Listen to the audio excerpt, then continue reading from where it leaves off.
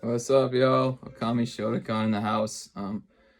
I took karate lessons for almost a year from a dojo in Japan called Dojo Waku, and one of his things is street fighting.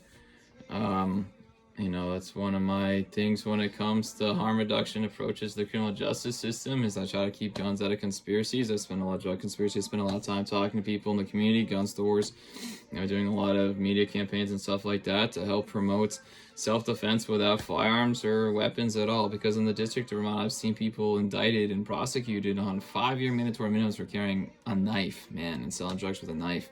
And I myself was facing 7 additional years on top of 3 years for deterring violence rather ethically with a handgun in a drug conspiracy. It was my felony when I, basically ran security for a heroin distribution conspiracy.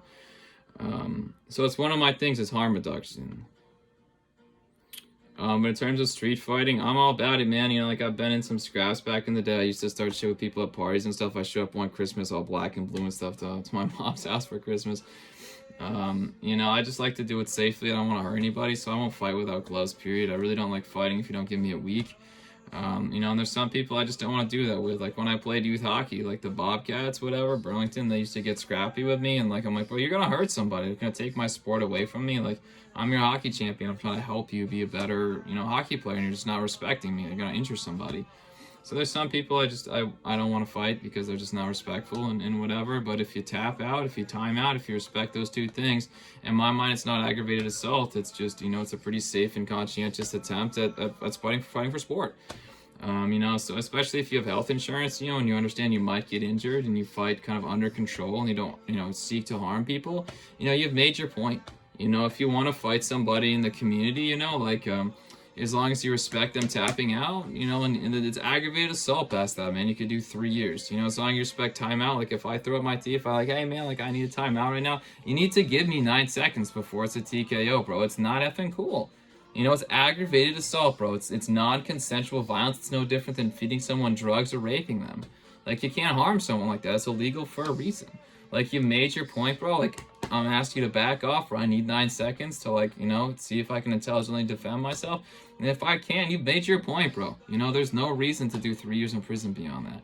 And if the person understands that they could get injured and they still want to enter into the fight consensually, then there's really no tort-negligence in my mind for a lawsuit. And if they're covered with health insurance, even the better. So if you have a beef with somebody, tell them to wait a week, mark out a spot, bring some of your friends, maybe you could even bet on it. I, for one, would love to throw that shit up on my YouTube channel. I really would. I think it'd be fun. If you guys want to come down and give me a week and you want to do some amateur boxing, and you're covered in health insurance, and you expect tap out and time out, I'm fine with that, bro. Not everybody, but I am. I love my sport, man. I was the youth hockey champion, could have played Division I hockey. I'll take it easy on you, I will.